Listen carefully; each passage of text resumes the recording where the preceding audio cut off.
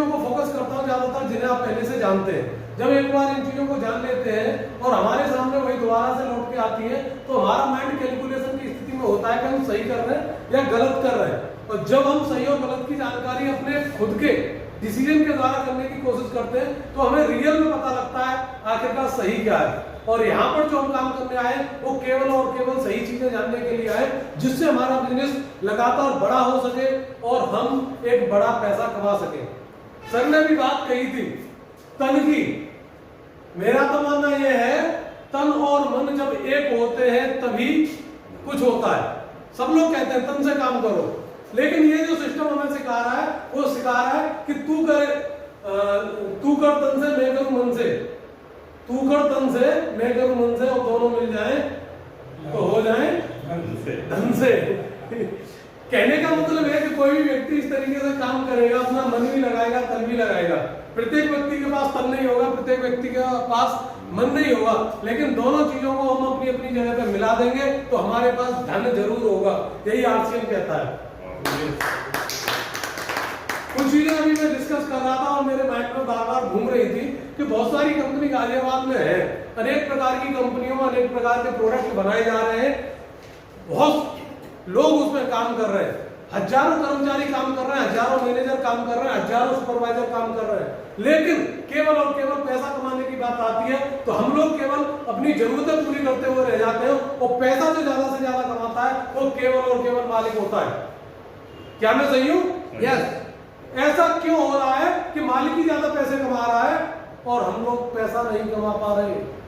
एक दूसरा सवाल और यहाँ पर खड़ा होता है जिसके बारे में मैं आपको जानकारी दूंगा तो आपको पता चलेगा आखिरकार मालिक के पैसे कमाने की वजह क्या है और हम लोग कर्मचारी होने के बाद यानी काम करने के बाद, बहुत सारा काम करने के बाद वो पैसा नहीं कमा पाते जो हमें चाहिए होता है। क्या मैं सही हूँ? यस। कारण जानना चाहोगे? यस। बिल्कुल। मैं आपको बताना चाहूंगा, कुछ चीजें आपको पता है लेकिन आपने कभी अपने तरीके से कैलकुलेट नहीं की। जब आप अपने तरीके से उन चीजों का अनुमान लगाने की कोशिश करोगे तो आपको पता चल जाएगा कि जो चीजें हम करने जा रहे हैं उसमें बहुत सारी चीजें हम पहले से जानते हैं। किसी भी कंपनी में काम करते हो, देखिए कर्मचारी होता है और दूसरा होता है मालिक। इन दोनों में बहुत बड़ा अंतर है। कोई भी कर्मचारी चाहता है कि मेरे पैसे बढ़ा दिए जाए, कोई भी कर्मचारी चाहता है कि मेरे पैसे बढ़ा दिए जाए और मालिक चाहता है कि मुझे पैसे देने न पड़े। आखिर का कारण क्या है? कई बार सोचा होगा आपने, जब आप अकेले में बैठते हैं, कर्मचारी सदैव चाहेगा मेरे पैसे बढ़ा दिए जाए। कर्मचारी का ध्यान रहता है केवल और केवल समय पे रहता है, वो अपना समय व्यतीत करता है। यहां से आपको वो फंडामेंटल पता चल जाएगा जिसकी वजह से आपको पैसा कम मिल रहा है या मालिक पैसे वाला हो रहा है तो ज्यादा से ज्यादा क्यों हो रहा है।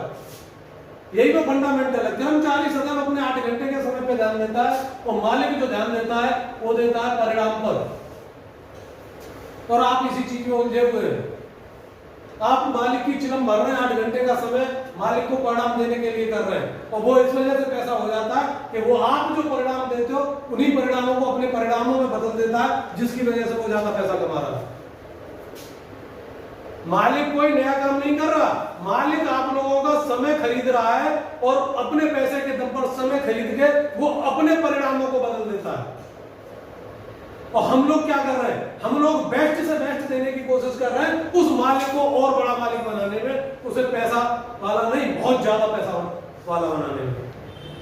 आपको इस तरीके से सोचना होगा मालिक करता क्या है, ये गहराई से आप जानने की कोशिश करें। और जो काम हम और आप लोग मिलकर कर रहे हैं उसे तो मालिक कभी नहीं करता। मैं पूछूं मालिक क्या क्या करता, बताओगे? क्यों जी, क्या आप बताओगे मुझे?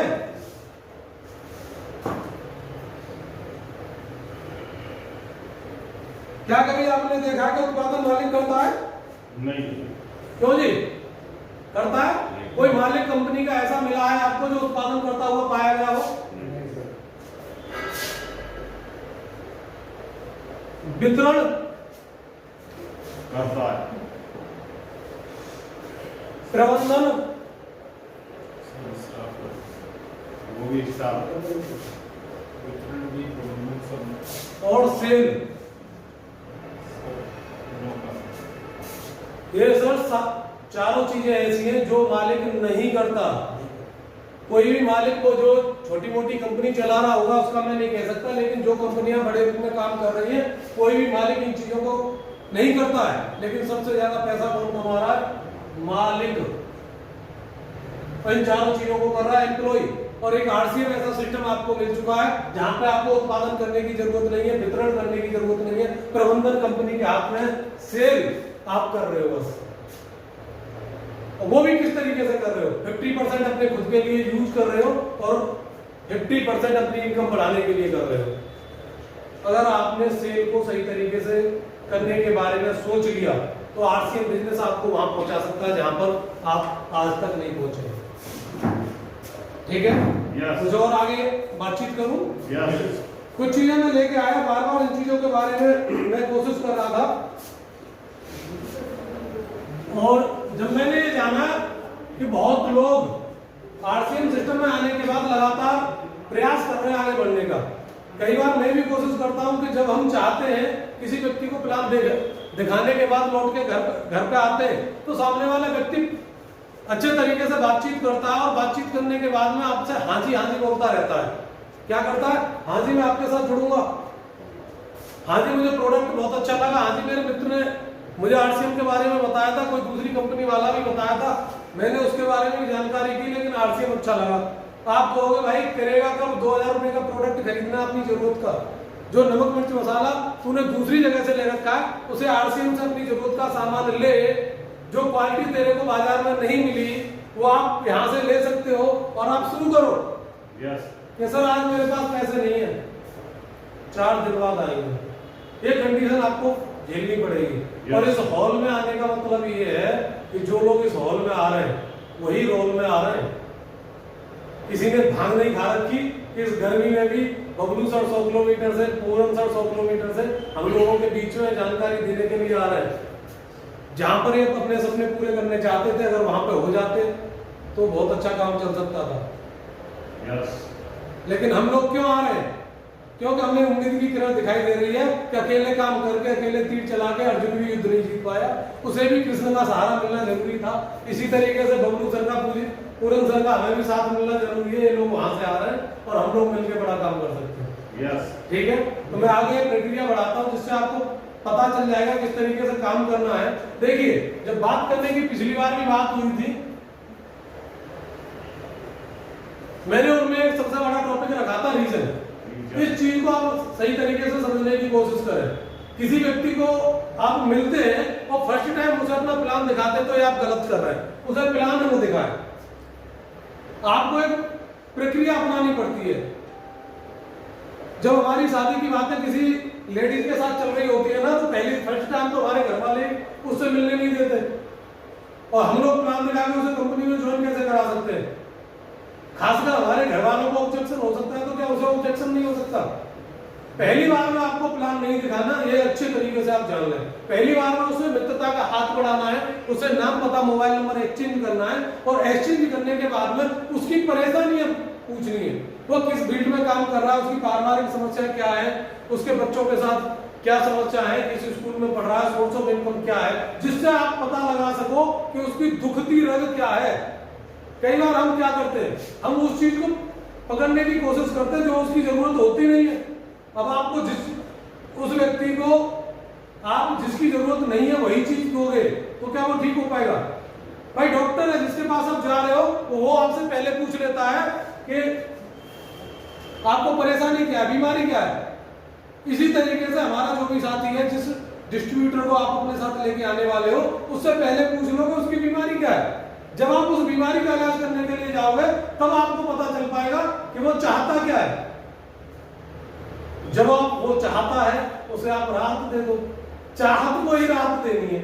Yes. जब आप राहत दोगे तो वो आहत भी नहीं होगा और आपके साथ आएगा, आपके साथ आएगा। रीजन अच्छे तरीके से जानने की कोशिश करो। कई बार मुझे भी लगता है, मैं परसों एक सोसाइटी में निकल रहा था, एक व्यक्ति मुझे मिला, उसने अपना नाम कमलेश बताया और बताने के बाद वो बोला सर मैं बिहार से हूँ। मैं बहुत अच्छी बात है, यहाँ कैसे?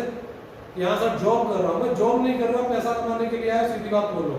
लेकिन मैं आपसे एक सवाल करता हूं कि आप 1000 किलोमीटर से यहाँ पे पैसा कमाने के लिए आए हो, क्या जिस उम्मीद के साथ आप यहाँ पे आए थे उतना पैसा आपको मिल पा रहा है कि नहीं मिल पा रहा? 1000 किलोमीटर की दूरी तय करने के बाद कोई व्यक्ति यहाँ 20, 25, 30,000, 35,000 की जॉब कर रहा है, और खास बात तो ये 15,000 तो उसके यहाँ मेंटेनेंस में निकल जाएंगे। यस। उसके जीवन यापन के खर्चे में 5,000 का कमरा मिलेगा, 5,000 का रसोई का सामान हो गया, 5,000 ट्रांसपोर्ट इधर उधर की चीजें, मान लो 15,000 निकल गए। अगर उसके पास ऐसा सिस्टम होता कि 20,000 वो बिहार में कमा लेता तो क्या वो गाजियाबाद जैसे शहर में आ रहा होता? बिल्कुल नहीं आ रहा होता। तो रीजन क्लियर आपको करना पड़ेगा। दूसरी चीज ये है विजन। आपके साथ बहुत से लोग इस वजह से नहीं जुड़ते कि उनका विजन क्लियर नहीं होता, और सबसे बड़ी कमी हम लोगों की होती है कि हम उसका विजन क्लियर कर नहीं पाते, क्योंकि डायरेक्ट सेलिंग के भविष्य के बारे में जो जानकारी आप देने जा रहे हो उसके बारे में तो आपको जानकारी गहराई से ले ही लेनी चाहिए, क्योंकि आगे आने वाले समय में एम्प्लॉयमेंट की भारत के अंदर इतनी कमी हो जाएगी कि कोई भी सरकार आने के बाद में प्रत्येक व्यक्ति को रोजगार नहीं दे पाएगी। कितने लोगों को रोजगार मिलेगा? रात एक न्यूज आ रही थी यूनाइटेड नेशन की, उसमें बताया गया कि भारत दुनिया में आबादी के मामले में कौन से नंबर पे है? गलत कह रहे हो, पहले नंबर पे आ चुका है। चाइना के बाद पहले नंबर पे 142 करोड़। आज की डेट में अगर आप गूगल चेक करेंगे, रात यूनाइटेड नेशन का आंकड़ा आया है, उसमें भारत दुनिया में आबादी के मामले में, जनसंख्या के मामले में पहले नंबर पर पहुंच चुका है। लेकिन जॉब एम्प्लॉयमेंट का के बारे में चेक करेंगे तो आपको पता चलेगा बीए करने वाले 44% लोगों को ही जॉब मिल रहा है। जो लोग बीटेक कर रहे हैं 15 से 20 लाख रुपए इंजीनियर बनने के लिए खर्च कर रहे हैं, 55.19% लोगों को रोजगार मिल रहा है। आईटीआई करने वालों की तो स्थिति और ही खराब है, 22% लोगों को आईटीआई करने के बाद रोजगार मिल रहा है, और बहुत से लोग बीएससी कर रहे हैं, उनकी तो स्थिति और ही ज्यादा खराब है। पॉलिटेक्निक वालों का तो बेड़ा गर्क ही हो रहा है, एम्प्लॉयमेंट कहां से आएगा? इससे तो अच्छा कि सारे आंकड़े आप जानो, उससे पहले डायरेक्ट सेलिंग के भविष्य के बारे में कुछ चीजें जान लो, जिससे सामने वाले व्यक्ति का विजन क्लियर कर सको और आप उसके साथ काम कर सको, क्योंकि जब उसके सपने पूरे हो जाएंगे तो आपके सपने ऑटोमेटिक पूरे हो जाएंगे। ठीक है। तीसरी चीज ये है कि हम जो उसके डिसीजन, जब किसी व्यक्ति को प्लान दिखाते हैं ना, तो उसके पास दो स्थिति होती है, या तो वो आपसे हाँ करे या ना करे, या हाँ करे या ना करे। लेकिन अगर हम उसकी मदद डिसीजन लेने में कर दें तो आपके साथ 100% हाँ ही करेगा।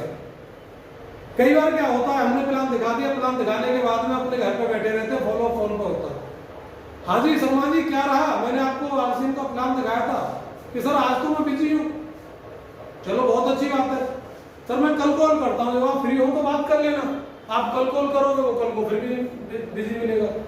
इससे तो अच्छा आप उसके, जब एक बार आप घर पे जा सकते हैं, पूरी मेहनत कर सकते हैं, जब आप 80% प्लान दिखाने के बाद और उसके डाउट क्लियर करने के बाद करते हैं तो फॉलो में काम होता 20% लगभग रह गया, क्योंकि पहले तो इन्विटेशन करना होता है, इन्विटेशन करने के बाद वो आपके पास प्लान देखने के लिए आ गया, लेकिन डिसीजन 20% स्थिति के कारण रह जाता। अगर आप दोबारा उसके पास पहुंच जाएं और उसके रीजन और विजन दोनों चीजें क्लियर करें तो डिसीजन तो ऑटोमेटिक लेगा, कोई ऑप्शन ही नहीं है कि वो डिसीजन न ले। तीसरी चीज ये है, ये चीजें आप करोगे तो एक अभ्यास आपको निकल के आएगा कि लोग बहाना बनाते हैं। क्या बनाते हैं? बहाना। ये बहुत ही लाजवाब वर्ड है जिसके बारे में मतलब मैंने बहुत गहराई से सोचा, और बहाना तो बस ये सोच लो, बहाना यही है ना, क्यों जी? बा मीन्स बात, हा मीन्स हाँ और ना मीन्स ना। अगर आप इसे बीच से तोड़ दें तो आपको समझ में आ जाएगा। बा मीन्स बात, हा मीन्स हाँ और ना मीन्स ना। अगर सामने वाले व्यक्ति को आपने प्लान दिखाया है, उसके पास दो ही स्थिति है, वो हाँ करे या ना करे, लेकिन इस हाँ और ना को करने में या समझने में हम महीने भर का टाइम लगा देते हैं। एक व्यक्ति को प्लान दिखाते हैं, पूरे महीने उसी के पीछे लगे रहते हैं, वो आपको परेशान करने के बाद हाँ नहीं करेगा, केवल और केवल ना करेगा, महीने भर परेशान करेगा, उसके बाद आपको ना करेगा। इससे तो अच्छा है जो आपको ना मिलने वाला है उसको कंट्रोल करो, सीधा सीधा डिसीजन लेने में उसको सहयोग करो। जब वो डिसीजन लेगा, हाँ करेगा ना करेगा, आपका समय तो बचेगा, आपकी माइंड की जो एनर्जी है वो तो बचेगी। सीधा था। तो कुछ आगे और चीजें बताऊं सर आप ही? तो सब बहुत अच्छा होता है। पूरा आईडीपी कॉन्सेप्ट चल रहा है। हाँ, बहुत चीजें क्लियर नहीं, चलो मैं 5 मिनट का समय और लेता हूँ, कुछ चीजों का आपके बारे में बताता हूँ। देखिए, जब हम लगातार किसी चीज को पढ़ते हैं तो आपको या तो पढ़ने के बाद में ज्ञान इतना हो जाता है कि आप सामने वाले की चीजों को संभाल लेते हो, Yes. या दूसरा काम है प्रैक्टिकल। ज्ञान और प्रैक्टिकल अलग अलग चीजें हैं। ज्ञान सीखा जा सकता है लेकिन प्रैक्टिकल किए बिना उसे अच्छे तरीके से धारण नहीं किया जा सकता। तीर चलाना आप टीवी पे देख के भी सीख सकते हो, दूसरे व्यक्ति से सीख सकते हो, लेकिन उसी में महारत हासिल करनी है तो आपको बार बार बारीकियां जाननी पड़ेंगी। उसके लिए गुरु की जरूरत होगी, उसके लिए गुरु की जरूरत होगी। तो ये हॉल है, ये मीटिंग है। खास बात तो यह है कि आरसीएम के अंदर इतने लोग सिखाने वाले हैं कि हजारों लोग आपको बता देंगे काम को किस तरीके से किया जाता है, और हर व्यक्ति की मेंटलिटी आपके साथ सूट नहीं होगी, लेकिन हजारों व्यक्तियों में से कोई तो व्यक्ति ऐसा होगा जिसकी मेंटलिटी आपके साथ सूट करती होगी और उस व्यक्ति से ज्ञान लेके आप यहाँ पे आगे बढ़ सकते हैं। क्यों जी? Yes. मैं अपने बारे में बात करूं तो मेरे को किस चीज का ज्ञान है पता है सब लोगों को? ज्यादातर लोगों को पता होगा किस चीज का ज्ञान है? डंडा चलाने का। बोर्ड में खड़े होने का ज्ञान नहीं था। किसने कर दिया? बबलू सर ने कर दिया। बार बार चलो, यानी कहने का मतलब ये है कि अगर आप प्रैक्टिस करते हैं और दूसरी चीजों के बारे में जानकारी लेते हैं तो इस ज्ञान को दूसरे दिशा में भी डाइवर्ट किया जा सकता है और वहां पे भी मुकाम हासिल किया जा सकता है। ठीक है? Yes. तो आज मैं अपनी बात यहीं पे खत्म करूंगा।